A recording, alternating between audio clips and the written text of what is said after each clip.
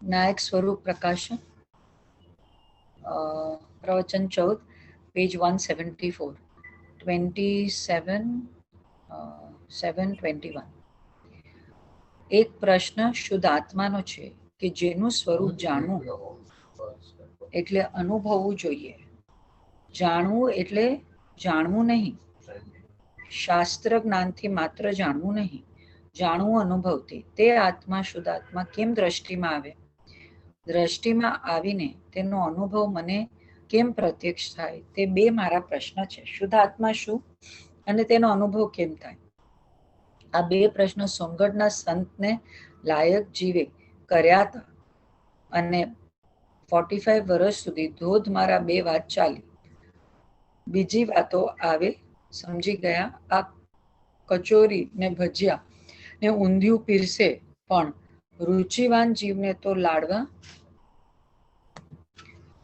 લાડવા ઉપર નજર હોય. આહા, મારે તો શુદ્ધ આત્માનું સ્વરૂપ સમજવું છે. કોઈ વખતે તેમ બને કે દ્રષ્ટાંત આપીને દ્રષ્ટાંત લંબાઈ જાય તો લાયક જીવને એમ લાગે કે હવે ક્યારે આ દ્રષ્ટાંત પૂરું થઈને ક્યારે શુદ્ધ આત્માની મૂળ વાત શરૂ થાય પાછી. દ્રવ્યનો નિશ્ચય, પર્યાયનો નિશ્ચય, બે વાત કરી. બરોબર. દ્રવ્યના નિશ્ચયમાં અકર્તા, કરતા બુદ્ધિ જાય, અને જ્ઞાનની પર્યાયના નિશ્ચયમાં જ્ઞાતા બુદ્ધિ જાય. સાધક દશામાં ભાવશ્રુત જ્ઞાન પ્રગટે અને વૈરાગ્ય પ્રગટે. જ્ઞાન ને વૈરાગ્યથી મોક્ષ માર્ગ કાપે છે સાધકથી. એટલે જ્ઞાન ક્રિયાભ્યામ મોક્ષ એને એમ કીધું. એની પૂર્ણતા સર્વજ્ઞ અને વિતરાગતામાં થાય છે. બધું કેવડીનું કોમન લક્ષણ સર્વજ્ઞ અને વિતરાગ છે, અને તીર્થંકરનું લક્ષણ વિતરાગ, સર્વજ્ઞ અને હિતોપદેશ. એ એક વધારે. બરોબર. એને દિવ્ય ધ્વનિ હોય છે ને એટલે. પણ એને દ્રવ્યના નિશ્ચયમાં શું જાય તમે કીધું? કરતા બુદ્ધિ જાય, અને પછી કર્તાનો ઉપચાર જાય. સાધકને કર્તાનો ઉપચાર જાય એટલે ચારિત્ર મોટડે. કરતા બુદ્ધિ જાય એટલે દર્શન મોટડે.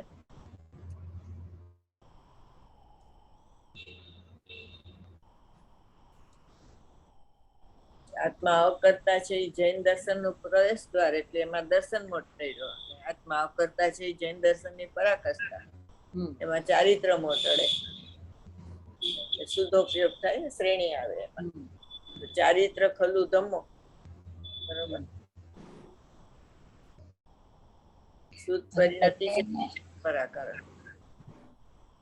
અને પર્યાયના નિશ્ચયમાં જ્ઞાતા બુદ્ધિ જાય અને જ્ઞાતાનો ઉપચાર જાય. જ્ઞાતા બુદ્ધિમાં દર્શન મોટડે, જ્ઞાતાના ઉપચારમાં ચારિત્ર મોટાડે.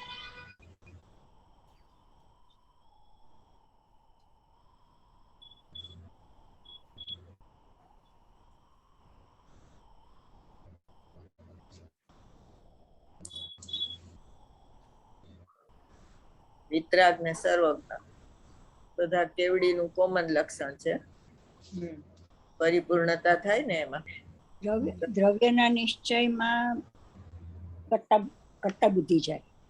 કર્તા બુદ્ધિ અને કર્તાનો ઉપચાર જાય એટલે વૈરાગ્ય અને વિતરાગતા પ્રગટ થાય.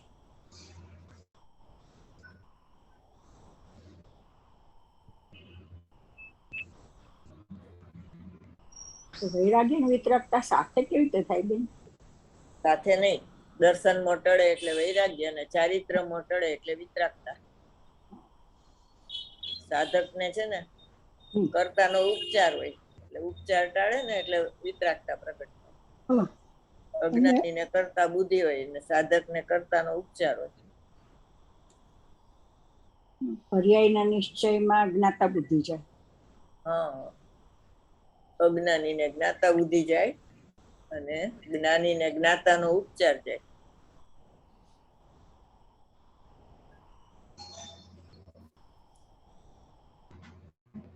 જાણનાર શું કરનાર નથી, એ બે ચારિત્રમોને દર્શન મોટાડવા માટેના બે ઉપાય. જ્ઞાતાનો ઉપચાર જાય.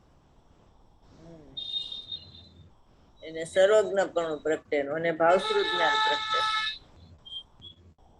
શેમાં ભાવશું જ્ઞાન પ્રગટે? જ્ઞાતા બુદ્ધિ જાય એટલે ભાવશ્રુત જ્ઞાન પ્રગટે. જ્ઞાતાનો ઉપચાર જાય એટલે કેવળ જ્ઞાન પ્રગટે.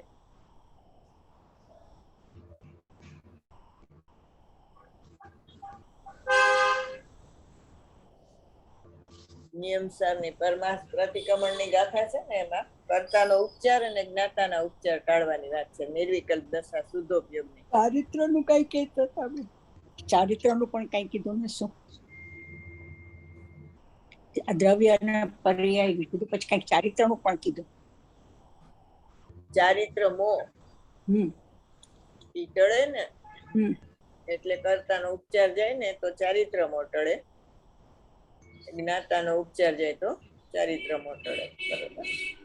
કર્તા બુદ્ધિ જાય તો દર્શન મોહ ટળે, જ્ઞાતા બુદ્ધિ પછી દર્શન. કરતા બુદ્ધિ જાય તો દર્શન મોહ ટળે. કર્તા બુદ્ધિ ને જ્ઞાતા બુદ્ધિ બે માં દર્શન મોહ ટળે. હા, કર્તાનો ઉપચાર અને કર્તા બુદ્ધિ. બરોબર. અને જ્ઞાતા બુદ્ધિ ને જ્ઞાતાના ઉપચારમાં ચારિત્ર મોહ ને દર્શન મોહ ટળે. બરોબર.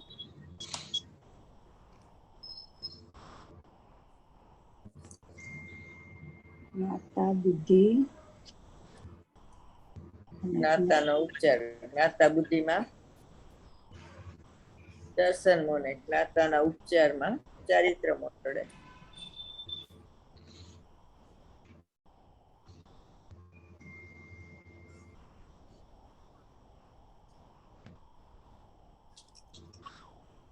જ્ઞાતાના ઉપચારમાં ચારિત્ર મોહ ટળે.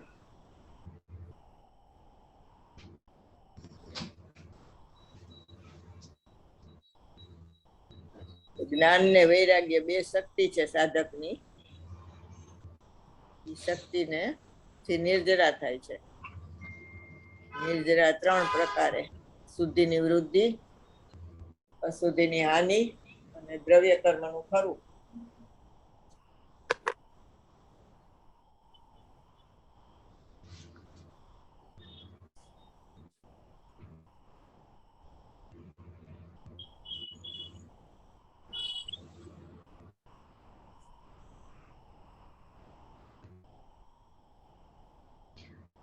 શુદ્ધિની વૃદ્ધિ પછી શુદ્ધિની વૃદ્ધિ, હા, અશુદ્ધિની હાનિ.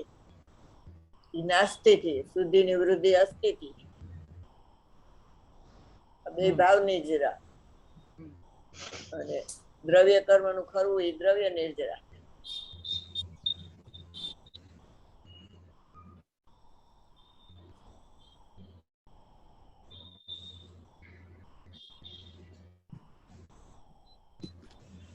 ઓલા રુધિના ભેદ પૂરા થઈ ગયા? હે, રુધિના ભેદ લખાવતા હતા બેની પૂરા થઈ ગયા? તમે રજા પાડી દીધી તો અષ્ટાનિકા પૂરી થઈ ગઈ. હવે અષ્ટાનિકામાં હતા એવું કહ્યું. રજા પાડી તો ગયા. હવે ઓલા રાજમલજી પવૈયા છે ને, એના પૂજા વિભાગ છે આખો. એમાં 64 રુધિની પૂજા હશે, એમાંથી જોઈ લેજો ઓનલાઈનમાં. રવૈયાની એક બુક છે મારી પાસે કદાચ. એક નહીં, આ તો બધી પૂજાની એકો એક. એને તો કે બધા શાસ્ત્રો ઉપર લખી છે ને પૂજા, બધા પર્વ ઉપર પૂજા છે, એટલે એમાં હશે. 64 રુધિની પૂજા છે ને, એમાં હશે. અષ્ટાનિકા હતી ને એટલે 8 દિવસ હતી પૂજા.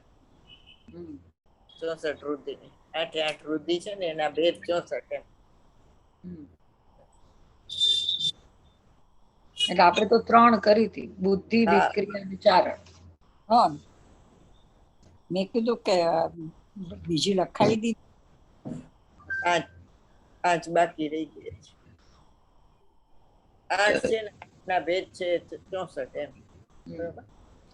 જૈન જીનેન્દ્ર અર્ચના છે ને, એમાં હશે 64 રુધિ લખેલી હશે કદાચ.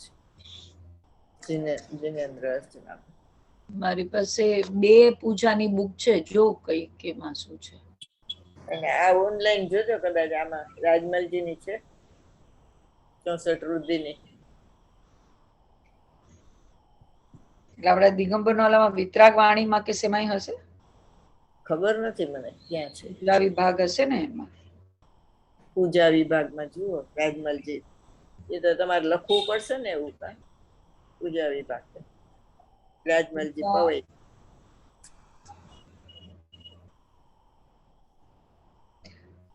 જૈનેન્દ્ર ભજનમાલા, સ્તવનમાલા, મંજરી, જૈનેન્દ્ર પૂજા સંગ્રહ ઈ વાળી છે. રાજમલ પવૈયા એની પૂજા એમ લખો દીધો મળે. આમાં ઈ રીતે એટલો લા વિતરાગ વાણીમાં એવી રીતે નથી આવતું. એમને એમ લખવું ને તો કદાચ આવે. એમ લખો, ગૂગલમાં હોય ને, ગૂગલમાં. હા, રાજમલજી પવૈયા પૂજા સંગ્રહ. પૂજા વિધાન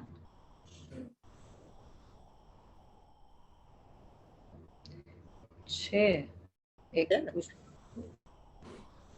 બધા આપ્યા જોવા દે. આ તો 10 લક્ષણ વિધાન રાજમલજી પવૈયા છે. 64 વૃદ્ધિ એમ લખો એટલે આવશે. રાજમલજી પવૈયા 64 વૃદ્ધિ યાદ લખો. વૃદ્ધિ પૂજા હશે ને 64 વૃદ્ધિ પૂજા.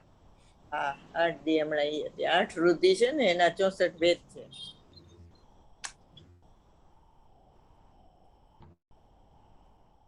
ચોસઠ વૃદ્ધિ પૂજાય છે. મળ્યું?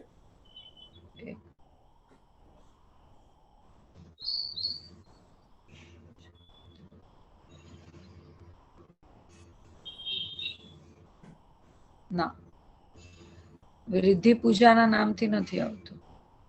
ઈ જ છે 64 વૃદ્ધિ પૂજા વિધાન. પછી જોઉં છું. હા ભલે, ચાલો વાંચો.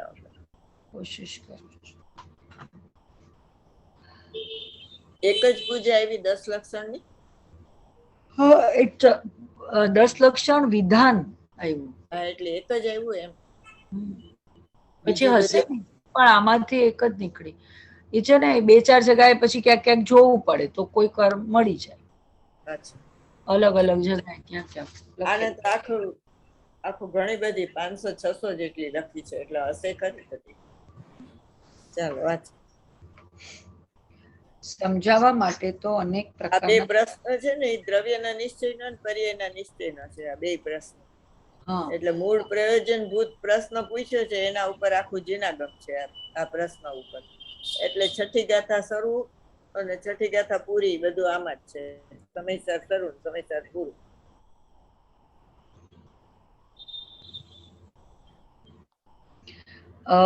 છઠ્ઠી ગાથામાં એમ કે અને 11મી ગાથામાં એમ કે તો ઈ બે ગાથામાં અપેક્ષા એક સરખી જ છે કે બે જુદી અપેક્ષાથી વાત લીધી છે? કારણ કે એમાંય ગુરુદેવ એમ કે છે કે આમાં એમ કે સૂક્ષ્મ છે ને આખા સૌ જૈન ધર્મનો સાર છે ને નીચોડ છે એમ આવે છે. તો છઠ્ઠી ને 11મી ગાથામાં ફરક 415 ગાથા છે ને એ મોતીની જેમ નથી. મણકાના મોતી હોય ને એમ નહીં, પણ એકબીજાને અનુસંધાન લાગુ પડતું હોય ને એવી રીતે. એટલે 11મી ગાથા પેલા શું એવું 9-10 ગાથા આવી, 9-10 પેલા શું એવું 8 ગાથા આવી, 8 ગાથા પેલા શું એવું 7 ગાથા આવી. બરોબર? તો 7 ગાથામાં શું કીધું? ગુણભેદ નો કીધું ને. કે પછી 8મી ગાથામાં કીધું કે વ્યવહાર પરમાર્થનો પ્રતિપાદક છે પણ અનુસરવા યોગ્ય નથી. પછી 9-10 માં એ કેવી રીતે નિશ્ચયનો પ્રતિપાદક છે એ બતાવ્યું.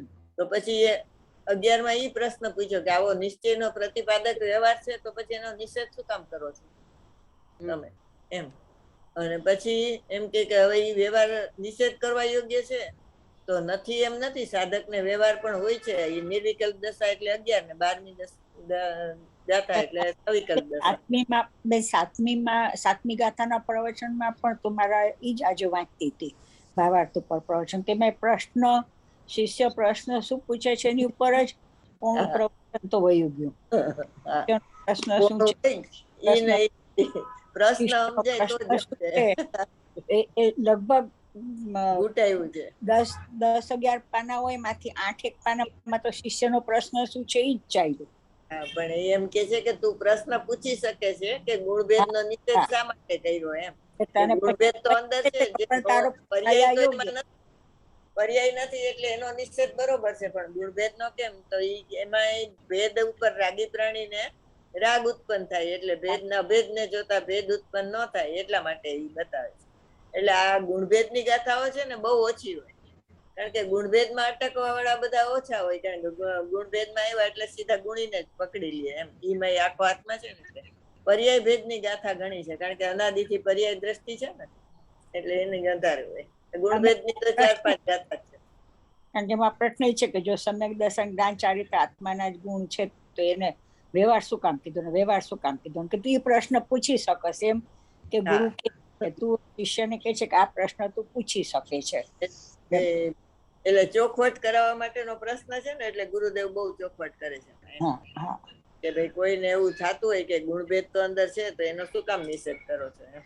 એટલે ભેદને જોતા રાગી પ્રાણીને ભેદ રાગ ઉત્પન્ન થાય છે એટલા માટે.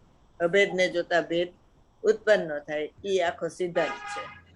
એટલે ધ્યેયમાં, જ્ઞેયમાં અને ધ્યેયપૂર્વક જ્ઞેયમાં ત્રણેય આ સૂત્ર લાગુ પડે.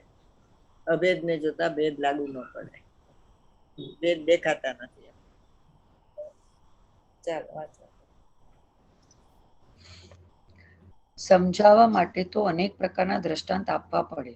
અજ્ઞાની સમજે નહીં શું થાય, એને કરુણા છે. આહા, કરુણાની મૂર્તિ હતા, તે કરુણાની પ્રતિમા હતી. તે અને તે પણ મિત્ર હોય કે કોઈ વેરી હોય, અમે તો બધાને ભગવાન કહીએ છીએ, એવો પુરુષ પાક્યો. હવે તેવા પુરુષ પંચમ કાળમાં થશે કે નહીં, તે એક પ્રશ્ન મોટો છે. ન થાય એમ તો ન કહી શકાય આપણાથી, પણ થશે કે નહીં તે એક મોટો પ્રશ્ન છે. એટલી સ્પષ્ટતા તે કરી ગયા છે. તેને સોનગઢમાં શિષ્યએ પૂછ્યું કે પ્રભુ, શુદ્ધાત્માનું સ્વરૂપ શું, તેનો અનુભવ કેમ થાય? ખુશી ખુશી થઈ ગયા. આહા, આવો મારો શિષ્ય અથવા શિષ્યો, એક વચન ન લેવું, આપણે બહુ વચન લેવું. આવા મારા શિષ્યો શુદ્ધ આત્માનું સ્વરૂપ પૂછે છે. એને તો ભર્યું તું અંદર, કોઈ પૂછનાર ન હતો. જ્યારે પૂછનાર મળ્યો, ધોધમાર વાણી ખરી. આહા, એટલે પ્રયોજનભૂત વાત હોય ને, જે શુદ્ધાત્માનું સ્વરૂપ શું અને કેમ પ્રાપ્ત થાય છે, તો ગુરુદેવની તો શૈલી એવી હોય કે જે પંડિતો હોય અને કઈ સમજતા ન હોય એવા હોય, આખી સભા એવી હોય ને અન્ય મત વાળા હોય. એટલે જો ઊંઘ આવવા માંડતી હોય ને જેને, તો એને દ્રષ્ટાંત આપે એટલે એ જાગી જાય. જયારે ઓલા લોકોને શુદ્ધાત્માની વાત સાંભળવી હોય ને, એટલે એને એમ થાય કે આ દ્રષ્ટાંત ક્યાં નાખ્યો, જલ્દી પૂરું કરે તો સારું એમ. બરોબર. અને કાં કોઈક એવા સ્થૂળ પ્રશ્ન પૂછી લે, એટલે આખી સભાનું જે ઓલી સૂક્ષ્મતાની હાલતું હોય ને, એ બધું આખું ટર્ન થઈ જાય. એટલે એમ કે છે કે પણ એ એવા કરુણાની મૂર્તિ હતા ને કે કોઈ ભાગી ન જાય એમ. એટલે હિન્દી લોકો છે ને વ્યવહારનો પક્ષ બહુ, બધો વ્યવહાર હોવો જોઈએ આમ તેમ બધું બરોબર. અને લાલચંદભાઈ ના પ્રવચનમાં તો નિષેધ હોય, આખો નિશ્ચય ઉપર જ હોય. તો એને ફરિયાદ કરી ગુરુદેવને કે આ એક પંડિત એવા છે કે વ્યવહારને નિષેધ કરે છે, કે હાવ બધા વ્યવહાર જૂઠા છે એવું થોડું છે. તો આખું પ્રવચન નવનીતમાં 320 ગાથા ઉપરનું છે ને, એમાં આમ લાલુભાઈને ખખડાવતા હોય ને એવી રીતે આખું આપ્યું. પણ પાછા ઈ ને વ્યવહારને સ્થાપે ને ઉથાપે. કે બધા વ્યવહાર છે ઘીના ઘડા જેવા નથી. અને પાછા બધા એમ કે 11મી ગાથામાં તો બધા વ્યવહારને નિષેધ કર્યો ને, સગડાઈ વ્યવહાર, સદભૂત અસદભૂત ઉપચરિત અનુપચરિત. એટલે ઉથાપતા જાય ને સ્થાપતા જાય, ઉથાપતા જાય ને સ્થાપતા જાય. તો ઓલાને એમ થાય મારી વાત રાખી. એટલે શું હિન્દી લોકોનો આખો પ્રવાહ આવ્યો હતો ને, એ વયો ન જાય એટલા માટે. તો અહીંના બધા અહીં ગુજરાતી પંડિતો રાજી થઈ ગયા કે લાલુભાઈ ખખડાય. લાલુભાઈ કે મને તમાચો મારી દીધો હોત ને તોય હું કઈ સભામાં બોલત નહીં કાંઈ, કે ઓલી સભા વહી જતી હતી ને એટલે ગુરુદેવે આ બધું કર્યું. કે ઘીના ગળા જેવો બધો વ્યવહાર નથી એમ, સમજી ગયા. પણ કોઈ સમજે નહીં ગુરુદેવનો આશય. એકવાર હિન્દી લોકો બધા આવ્યા હતા ને, એને બેનશ્રીનો બહુ વિરોધ. એને જાતિ સ્મરણ જ્ઞાન આવ્યું ને એને કીધું ને કે આ બધું જોડણી સાહિત્ય ને ગુરુદેવના ભાવ ને બધું. તો પછી એમાં જોડણી સહિત ની વાત આવી ને તો ગુરુદેવ ધરારી શબ્દ બોલે નહીં. અને બધાએ સાંભળ્યો હોય ને એટલે બધાને એમ થાય હમણાં બોલશે ગુરુદેવ જોડણી સહિત હમણાં બોલશે. ઓલા હિન્દી લોકો બેઠા હતા ને એટલે ક્ષયોક્ષમ માંથી પછી સાઈડ થઈ જાય એમ એટલું બોલે પણ જોડણી સહિત શબ્દ ન વાપરે તો બેનશ્રી નો શબ્દ થઈ જાય. એટલે બધા કે જુઓ ક્યાં એટલે એમ કલાકારીગરી વાળા કાનજી સ્વામી નામ હતું ને કૃષ્ણ ભગવાનની જેમ બધી રમત રમી જાણતા હતા એમ એવું છે. એટલે એને કે છે કે બધા એવા અપ્રતિભૂત જેવા હોય ને કરુણા માટે એમ કે સાંભળે એના કાને તત્વ તો પડે એમ એટલા માટે દ્રષ્ટાંતની વાત કરીને એને ટકાવી રાખી એટલા માટે છે. ચાલો વાંચો આગળ. બે જ વાત ગુરુદેવ એમ કે મને ક્યાં મોકલો ભગવાને અહીંયા એવી તત્વની વાત કરતા હોય એમાં ઓલા કે 2 બીડી પીવું તો જાવ તો ગુરુદેવ આવે છે પ્રવચનમાં આવે અપલખણ કેવા મને અહીંયા ક્યાં મોકલો તમે ભગવાન ક્યાં આવી તત્વની ઊંચી વાતો કરતા હોય એમાં આવી વાતો કરે બધા એટલે બે જ વાત કરી છે. અમે તો બે જ વાત સાંભળી છે સોનગઢમાં શુદ્ધ આત્માનું સ્વરૂપ શું અને તેનો અનુભવ કેમ થાય. બીજી વાત ભલે આવતી હતી પણ અમારું લક્ષ્ય ત્યાં નહોતું.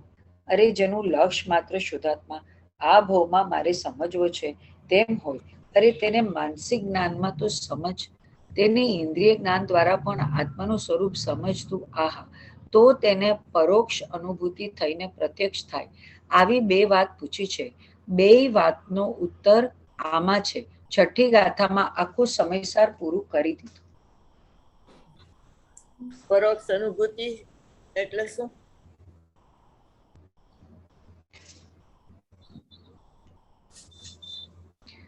એટલે આ ઓલું અનુમાનની વાત છે. પરોક્ષ હા સવિકલ્પ સસંવેદન કીધું ને એને પરોક્ષ અનુભૂતિ એટલે ગુરુદેવ એટલી ચોખવટ કરી છે ને કે આટલો નિર્ણય તો થઈ જ જાય પરોક્ષ અનુભૂતિમાં આવી જાય પછી પ્રત્યક્ષ થાય છે. શું શબ્દ કીધું બેન? સ્વસંવેદન શું કીધું? સવિકલ્પ સસંવેદન. સવિકલ્પ અને અનુભવ થાય નિર્વિકલ્પ સસંવેદન.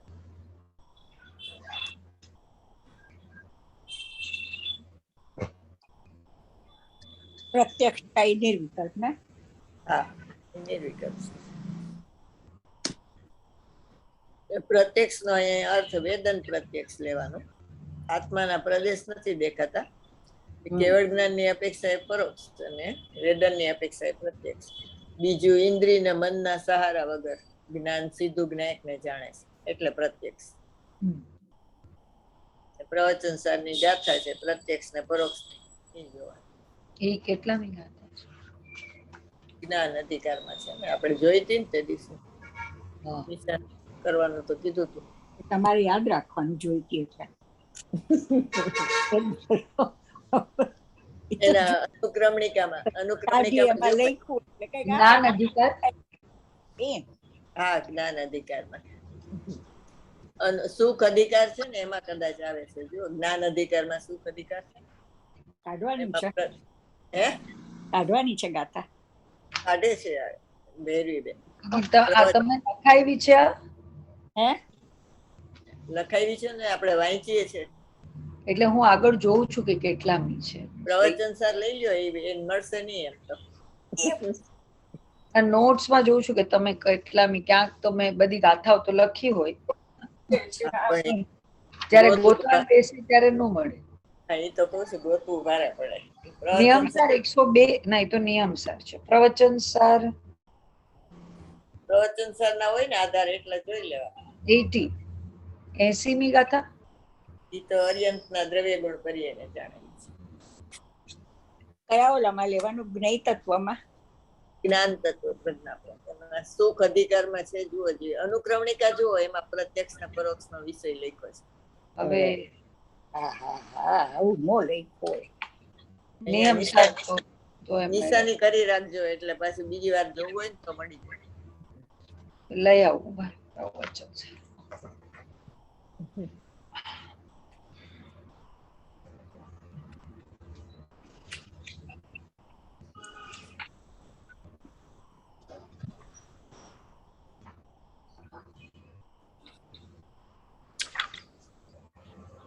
જ્ઞાન અધિકારીમાં શું જોવાનું? પ્રત્યક્ષ અને પરોક્ષ જ્ઞાનનો પ્રત્યક્ષ અને અતિન્દ્રિય જ્ઞાન રૂપે પરિણમમાં હોવાથી કેવળી ભગવાનને બધું પ્રત્યક્ષ છે ઈ જોવાનું.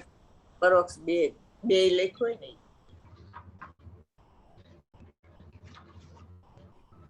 સુખ અધિકારમાં જોવાનું. જ્ઞાન અધિકાર કીધું બેટા. જ્ઞાનની અંદર અધિકારમાં સુખ અધિકાર છે.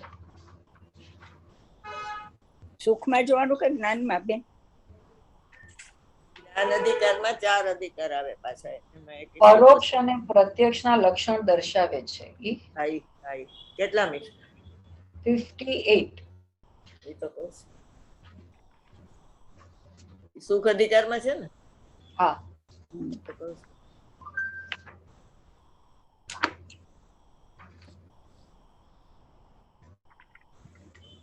હવે પેજ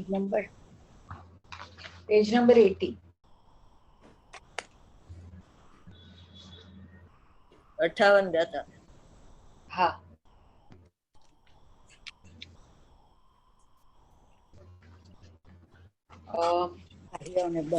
સર્વને નહીં જાણનાર એકને પણ જાણતો નથી. Sorry, 58 is not here. 58 છે. 58. હા. 48.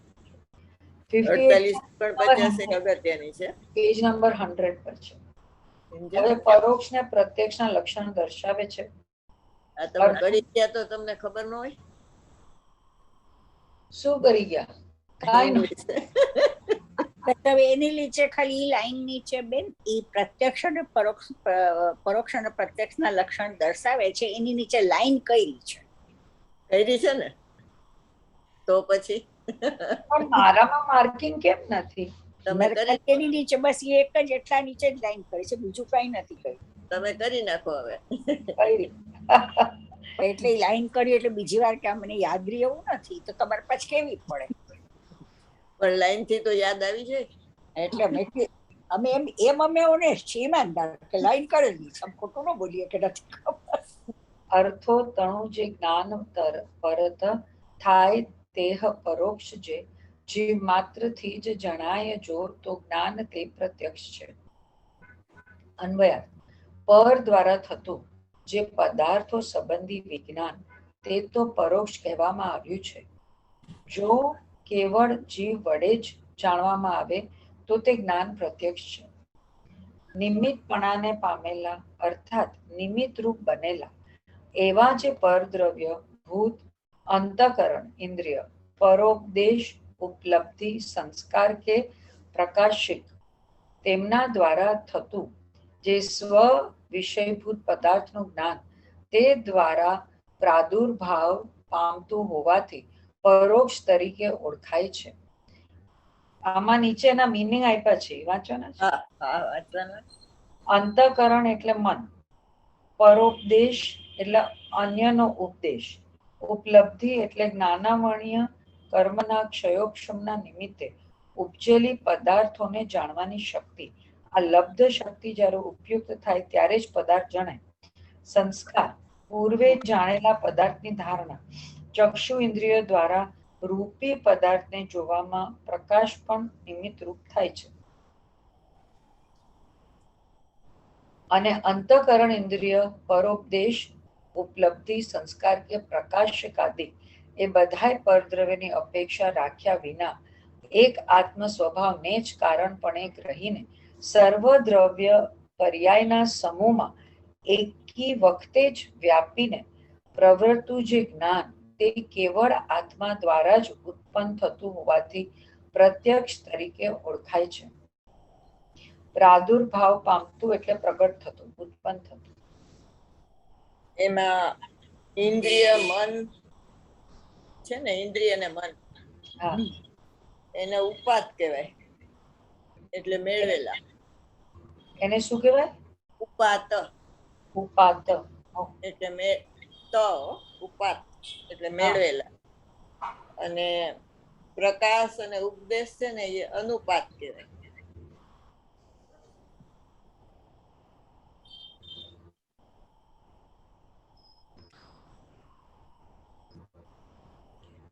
પ્રકાશ અને મન ઉપદેશ. ઉપદેશ. મન તો ઉપાતમાં આવ્યું ને, હા, એ મેળવેલા કહેવાય ને આ અણમેળવેલા. પ્રકાશ, ઉપાત વગેરે, ઉપદેશ વગેરે અનુપાત પર પદાર્થો છે. ઉપલબ્ધિ ઉપલબ્ધિ શેમાં આવે? ઇન્દ્રિયમાં એટલે મેળવેલામાં. એટલે આ બે સિવાય આ બે અંતઃકરણ ઇન્દ્રિય ઈ ઉપાત અને આ ચાર ઇન્દ્રિય મન એ ઉપાતમાં અને પ્રકાશ ને ઉપદેશ વગેરે અનુપાતમાં. બરોબર. એટલે આમાં ઓલી 13મી ગાથા છે ને એની બીજી ટીકા છે ને એમાં આવે છે કે જેમ 9 તત્વોમાં એક જીવ જ જાણવો પુતાર્થ છે, તેમ એકપણે પ્રકાશમાન આત્માના અધિગમના ઉપાયો જે પ્રમાણને નિક્ષેપ છે તેઓ પણ નિશ્ચયથી અભૂતાર્થ છે. તેમાં પણ આત્મા એક જ ભૂતાર્થ છે, કારણ કે જ્ઞેય અને વચનના ભેદોથી પ્રમાણાદિક અનેક ભેદરૂપ થાય છે. તેમાં પેલા પ્રમાણ બે પ્રકારે છે, પરોક્ષ અને પ્રત્યક્ષ. પરોક્ષ પ્રમાણ એટલે ભાવશ્રુત જ્ઞાન, પ્રત્યક્ષ પ્રમાણ એટલે કેવળ જ્ઞાન. પરોક્ષમાં ઉપાત અને અનુપાત પર પદાર્થો દ્વારા મેળવેલું પ્રવર્તે તે પરોક્ષ છે, અને કેવળ આત્માથી જ પ્રતિનિશ્ચિતપણે પ્રવર્તે તે પ્રત્યક્ષ છે. એ પ્રમાણ જ્ઞાન છે.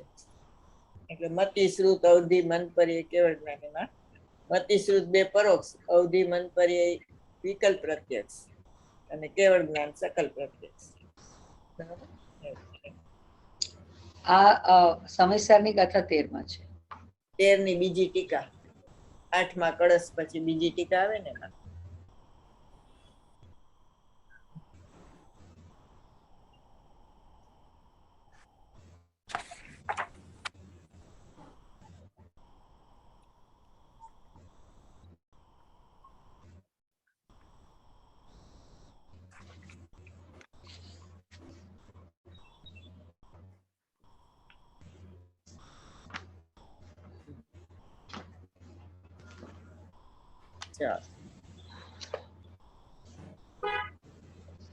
જયસેન આચાર્ય થયા છે તેમણે આ સમયસારની ટીકા કરી છે સંસ્કૃતમાં. તેઓ શ્રી જણાવે છે કે આ સમયસારની 12 ગાથા સુધી પીઠિકા છે, અને 12 ગાથા સુધીમાં કોઈ સંક્ષેપ રુચિવાળો જીવ પામી જાય, ન પામ્યો હોય તો વિસ્તાર રુચિવાળા જીવની માટે આચાર્ય ભગવાન 415 ગાથાનું અવતરણ કરે છે.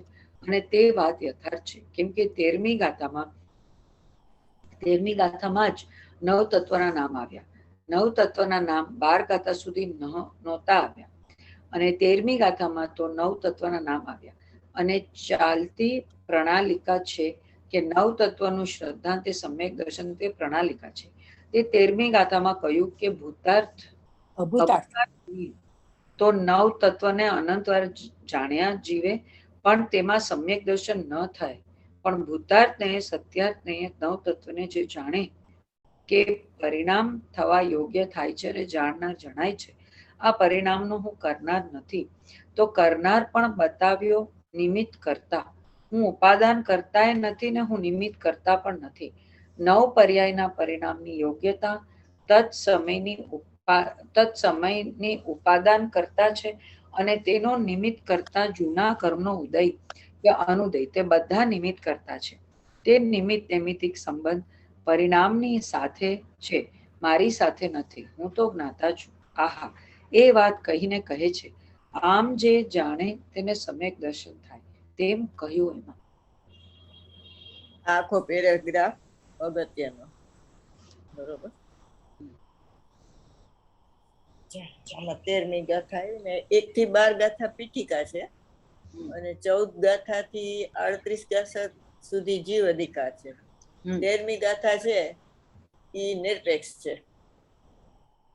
બરોબર. એ નથી જીવ અધિકારમાં પૂર્વરંગમાં આવતી કે નથી જીવ અધિકારમાં આવતી, એટલે નિરપેક્ષ ગાથા છે. એમાં ભૂતાર્થ નહીંથી 9 તત્વને જાણતા નિયમથી સમ્યક દર્શન થાય છે એમ કીધું ને, તો આ ગાથા યુનિક ગાથા છે, કોઈ બી શાસ્ત્રમાં નથી. કુંકુંદાચાર્યના બીજા કોઈ શાસ્ત્રમાં નથી, અને આગમમાં બીજા કોઈ હોય, બીજા એ લખી હોય, એમાં કોઈ ક્યાંય છે. એક આ કુંકુંદ ભગવાનના આજ સમયસરમાં 13મી ગાથા છે, એ બીજે ક્યાંય નથી. એ 9 તત્વ છે વ્યવહાર નહીં વિષય, અને એને જાણવાનું કીધું નિશ્ચય નહીં, ભૂતાર્થ ને એટલે નિશ્ચય નહીં. બરોબર? તો કેવી રીતે જાણવાનું નવ તત્વને ભૂતાર્થ નહીંથી? આમાં એમ લખ્યું છે પરિણામ થવા યોગ્ય થાય છે ને જાણનારો જણાય છે. હા, એ તો લખ્યું, પણ તમે સમજાવો કેવી રીતે? બે રીત છે નવ તત્વને ભૂતાર્થ નહીંથી જાણવાના. એટલે નવ તત્વ છે ને એમાં છુપાયેલી આત્મજ્યોતિને જોવીને એનું નામ ભૂતાર્થ નહીંથી નવ તત્વને જાણ્યા કહેવાય. અને બીજું પરિણામને નિરપેક્ષ જોવાના. થવા યોગ્ય એટલે એના સત્કારકથી થયા, એની યોગ્યતાથી થયા છે, ના ક્રમબદ્ધમાં થયા છે. બરોબર? ક્ષણિક ઉપાદાનથી થયા છે. એને પરિણામને નિરપેક્ષ જોયા કહેવાય. એટલે પરિણામ છે ને એ જીવકૃત નથી, એટલે ત્રિકાળી ધ્રુવ ભગવાન આત્મા એનો કરતા નથી, અને ઉદ્ગલકૃત. એક મિનિટ, નવ તત્વમાં છુપાયેલી જ્યોતિને આત્મજ્યોતિ આત્મજ્યોતિને જોવું તે હા. ભૂતાર્થથી નવ તત્વને જાણ્યા કહેવાય. નવ ને જાણવા ખરા, પણ જાણીને એમાં એક છે એ જાણવું. નવ નો જાણે તો એક ક્યાંથી જાણે? અને એકને જાણે એને ખબર પડે કે આ નવ મારામાં નથી. બરોબર? અને નવ બીજી તત્વ છે ને એ સુવર્ણ પાષાણની જગ્યાએ છે. જેમ સુવર્ણ પાષાણમાં સોનું ચમકતું હોય ને, તો એમાં પ્રોસેસ કરીને સોનું કઢાય, અંધ પાષાણમાંથી ન કઢાય. બરોબર? એમ છુપાયેલી આત્મજ્યોતિ જાણવું જાણવું જાણવું દરેકમાં છે, નવ તત્વમાં. બરોબર? મિથ્યાત્વથી માંડીને સિદ્ધ સુધી બધા એમાં કોમન છે. એમ નવે નવ તત્વમાં છે. તો એને જોવું ને એ ભૂતાર્થ નહીંથી નવ તત્વને જાણ્યા કહેવાય. બરોબર? ત્રિકાળીને જોવું નવમાં. નવને ન જોવા, પણ એને એમાં છુપાયેલી એક આત્મજ્યોતિને જોવું. અને બીજું એટલે 16 વલું સોનું નથી કાઢતા, એમાં જે બધી મેલાસો એ કાઢી નાખે ને 16 વલું જોઈએ. એવી રીતે આ 16 વલું સોનું જોવાનું ભગવાન. એટલે સુવર્ણ પાષાણમાં સોનું તો સોનું જ છે. મેલ હતો એ નીકળી ગયો, એ તો એમાં એ સોનું જ હતું ને, અહીંયા કાઢ્યો હતું એ સોનું જ હતું. બરોબર? મેલ તો જુદું હતું પરદ્રવ્ય. એમાં નવ તત્વ છે એનાથી ભિન્ન જ છે ભગવાન. નવ તત્વમાં રહેલો હોવા છતાં નવ તત્વ એ ગતેત્વથી એકત્વમ ન મુંચંતિ. 7મા કળશમાં એમાં આવ્યું. એટલે પોતાનું એક પણ છોડતો નથી, નવ પણ એ થતો નથી.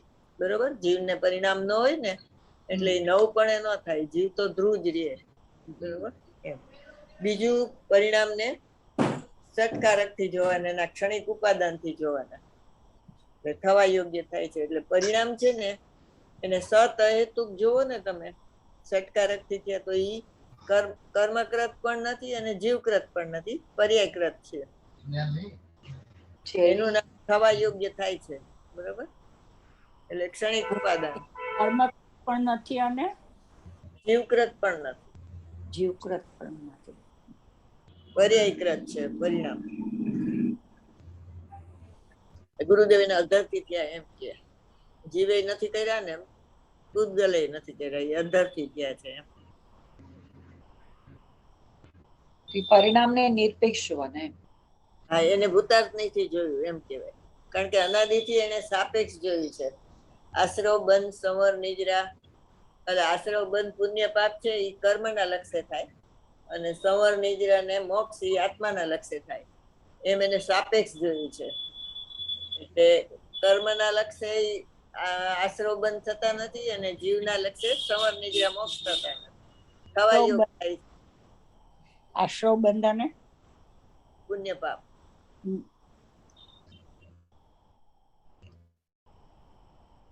પુણ્ય પાપ સંવર નિજરા મોક્ષ આત્માના લક્ષ્ય થાય છે. આ શેના લક્ષ્ય થાય કીધું? કર્મના લક્ષ્ય. હા, આશ્રવ બંધ કઈ આત્માના લક્ષ્ય ન થાય ને, પુણ્ય પાપ ને આશ્રવ બંધ.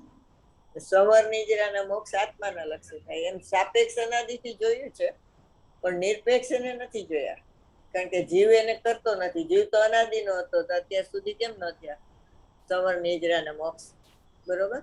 એટલે સ્વયં પર્યાય એનું લક્ષ્ય કરતી ઉત્પન્ન થાય છે, તો એ કાર્ય થયું, તો એને કારણનો આરોપ આપ્યો આપણે. બરોબર? ખરેખર ઈ કારણ નથી.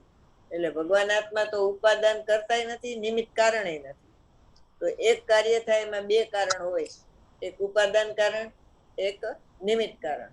તો નિમિત્ત કારણ કોને કીધું? જૂના કર્મના ઉદય, નવા કર્મ નહીં, જૂના કર્મના ઉદયને કીધું. બરોબર? એટલે જૂના કર્મના સદભાવ ને અભાવની અપેક્ષાથી નવ તત્વ થાય, એટલે એને કરનાર કીધું. અને જીવના પરિણામને થવા યોગ્ય કીધું. થવા યોગ અને કરનાર, થવા યોગ ને કરનાર, એવી રીતે 13મી ગાથામાં 7 તત્વ 7 પર્યાય બતાવી. જીવ અને અજીવ એ બે એકબીજાને નિમિત્ત નૈમિત્તિક સંબંધ થાય ને ત્યારે આવી 7 પર્યાય પ્રગટ થાય. એક જીવ પુણ્ય, એક અજીવ પુણ્ય, એક જીવ પાપ, એક અજીવ પાપ, એક જીવ આશ્રવ, એક અજીવ આશ્રવ, એક જીવ સંવત, અજીવ સંવત. જયારે સંયોગ થાય ત્યારે હા, બે એકબીજા નિમિત્ત નૈમિત્તિક સંબંધ છે. જીવ ને અજીવ નો સંયોગ. એકલો એકલો જીવે નવ તત્વ રૂપે ન પરિણમે અને પૂતગલે એકલો એકલો નવ તત્વ રૂપે ન પરિણમે. જીવ ને અજીવ બે દ્રવ્ય છે ને એના સંયોગથી આ 7 પર્યાય પ્રગટ થાય.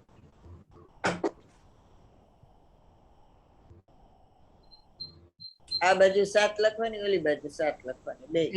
જીવ પુણ્ય, અજીવ પુણ્ય, અજીવ પુણ્ય, જીવ પાપ, અજીવ પાપ. તો જીવ પાપ અને જીવ પુણ્ય, જીવ પાપ, પૂતગલ પુણ્ય, પૂતગલ પાપ, એમ અજીવ અજીવ લખો, જીવની સામે અજીવ લખવાનું. પછી જીવ આશ્રવ, જીવ આશ્રવ. એમ સાતેયમાં સમજી લેવાની ને. હા, મેં ખોટું લખ્યું છે. જીવ અને અજીવ બે ના ઓલામાં થાય ને. બે દ્રવ્ય છે ને એના સંયોગથી આવે. 7 પર્યાય જીવમાં થાય અને 7 પર્યાય અજીવમાં થાય. બરોબર?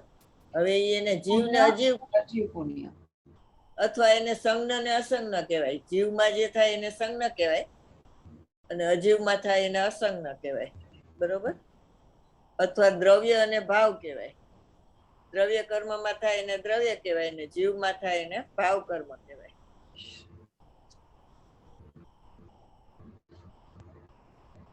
જલ્દી ન બોલાય.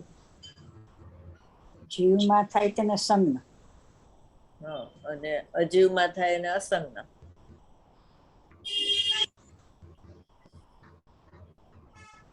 જીવમાં થાય એને ભાવ પુણ્ય કહેવાય, અજીવમાં થાય એને દ્રવ્ય પુણ્ય કહેવાય.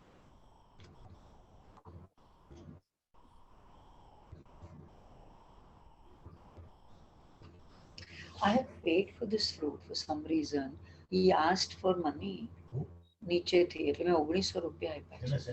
ફ્રૂટ ટુડે વોચમેન કે वो पैसा देने का है.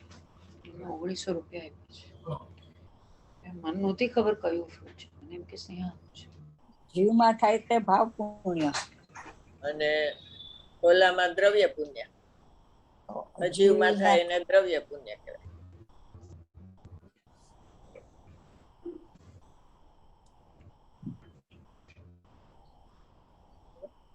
એટલે આત્માને જોયા પેલા 9 તત્વ છે ને એને સુવર્ણ પાષાણ કીધું. એમાંથી આત્માને જોવાનો એમ. પછી આત્માને ન જોવો અને 9 તત્વનો જ વિચાર કરો તો એ મિથ્યાત્વ છે. ભેદરૂપ 9 તત્વનો વિચાર કરવો ને એ મિથ્યાત્વ છે. બરોબર? એક સુવર્ણ પાષાણનું 9 તત્વ, એક ભેદરૂપ વિચાર કરવો એને મિથ્યાત્વ કહેવાય. ત્રીજું આત્માને જોયા પછી જોવું ને એનું નામ વ્યવહાર 9 તત્વ કહેવાય. વ્યવહારથી 9 તત્વ છે અને નિશ્ચયથી નથી 9 તત્વ. બરોબર? અને જયારે નિર્વિકલ્પ દશામાં શ્રદ્ધા પ્રગટે છે ને ત્યારે એની સાથે જ્ઞાન પ્રગટે છે. તો એ જ્ઞાન છે ને ભગવાન આત્માને જોવે છે ને તો જ્ઞાન સવિકલ્પ સાકાર છે અને ફરી એનું જ્ઞાન થાય છે ત્યારે તો એ એમ કે છે કે આ શુદ્ધાત્મામાં 9 તત્વ નથી. બરોબર? એવું એને સવિકલ્પ સાકાર જ્ઞાનમાં ખ્યાલ આવે છે. તો એને તત્વા શ્રદ્ધાન સમ્યક દર્શન કીધું તત્વા સૂત્રમાં. એ નિશ્ચય છે. એને એક કીધું, એક એટલે એક વચનમાં કીધું. તત્વા શ્રદ્ધાન બહુ વચન નથી કીધું. એટલે એની નજર ત્રિકાળી ઉપર છે અને એમાં નથી અને એને ખ્યાલ છે. એટલે તત્વા શ્રદ્ધાન સમ્યક દર્શન એ નિશ્ચય છે. આત્મશ્રદ્ધા એ નિશ્ચય, એની અપેક્ષા એ તત્વશ્રદ્ધાની વ્યવહાર છે. પણ જે સવિકલ્પમાં આવ્યું ને જે તત્વ નવ તત્વની વાત કરે છે જ્ઞાની, એની અપેક્ષા એ નિશ્ચય છે. બરોબર? એટલે 4 થયા નવ તત્વની. એક નવ તત્વ મિથ્યાત્વ, એક સુવર્ણ પાષાણ વાળું, એક નિશ્ચય અને એક વ્યવહાર. 4 છે. 9 તત્વ 4. આત્માને જાણ્યા વગર નવ તત્વને જાણે ને, ભેદરૂપ નવ તત્વનું શ્રદ્ધા મિથ્યાત્વ. 6થા કળશમાં કીધું સમયસારમાં, રાજમલજીએ કળશ ટીકામાં.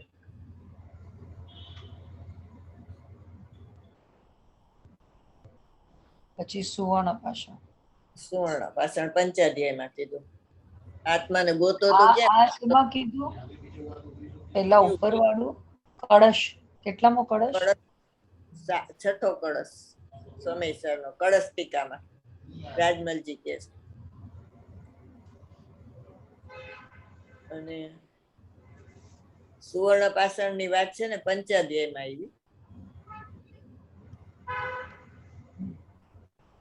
આત્માને ગોતો તો ક્યાં ગોતો? નવ તત્વની પર્યાયમાં ગોતવાનો ને, બહાર તો ક્યાંય છે નહીં.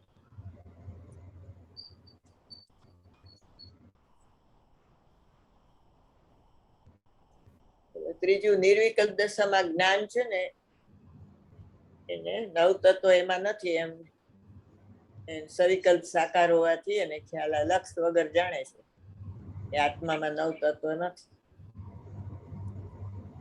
એ શ્રદ્ધાની અપેક્ષા એ વ્યવહાર છે. નિર્વિકલ્પ દશામાં જ્ઞાન છે, સવિકલ્પ સાકાર.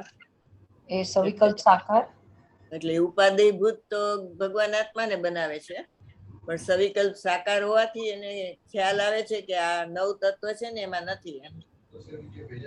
ભગવાન આત્મામાં નવ તત્વ નથી. એનું નામ તત્વાશ્રદ્ધાન સમ્યક દર્શન. એ એક વચનમાં લખ્યું છે એને ઉમા સ્વામીએ. ફરીથી સમજાવો તો બેન. નિર્વિકલ્પ દશામાં આત્માને ઉપાદેયભૂત જ્ઞેય બનાવે ને, શ્રદ્ધાનો વિષય છે ને એ જ જ્ઞાન એને વિષય બનાવે છે. ઉપાદેયભૂત જ્ઞેય એક ભગવાન આત્માને જોવે છે પરિણામથી રહી, એટલે એને ઈ સમયે એને નિર્વિકલ્પ નિરાકાર કહેવાય, જ્ઞાનને ને શ્રદ્ધાને બે. કારણ કે એક ભગવાન આત્માને જ વિષય કરે છે. પણ જ્ઞાનના બે સ્વભાવ છે, શ્રદ્ધાનો એક જ સ્વભાવ છે, નિર્વિકલ્પ નિરાકાર. અને એ તો એક આત્માને જ જાણે કે પર્યાયથી રહિત આત્મા છે ને એ જ હું છું એટલું કરે. પણ જ્ઞાન છે એને દ્રવ્ય પર્યાય બે નું જ્ઞાન થાય છે, એટલે એને વિષય પ્રતિબંધ ટળી ગયો કહેવાય. તો એ વિષય લક્ષ વગર પરિણામને જાણે છે. તો આ નવ તત્વના પરિણામ છે ને એ આત્મામાં નથી, એમ એને નિર્વિકલ્પ દશામાં ખ્યાલ આવી જાય છે. બરોબર?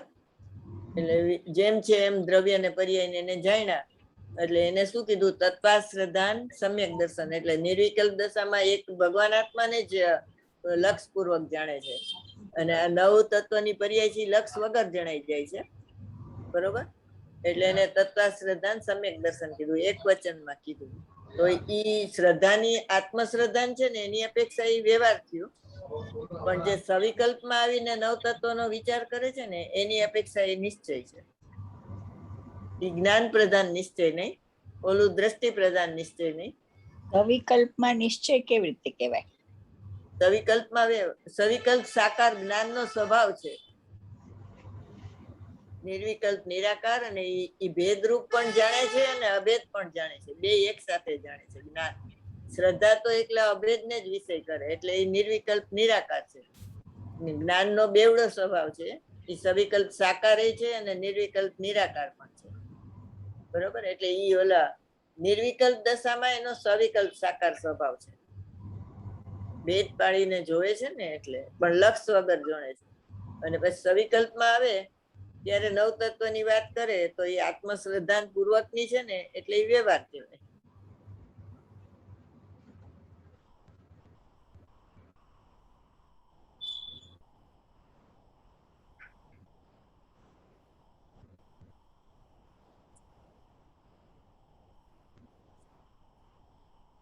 ચાલો, ટાઈમ થઈ ગયો. આ પેરેગ્રાફ પાછો કાલ ફરીથી લે. હા, ચોથો પોઈન્ટ કહી દો.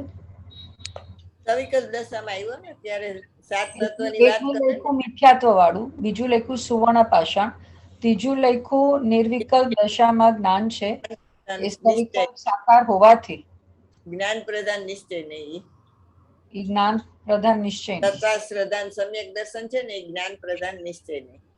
વ્યવહારની વાત નથી. નિર્વિકલ્પ દશા છે એટલે નિશ્ચય કહેવાય.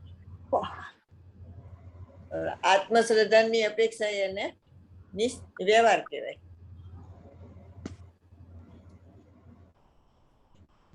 નિર્વિકલ્પ વ્યવહાર. શ્રદ્ધા છે એ નિર્વિકલ્પ નિશ્ચય છે.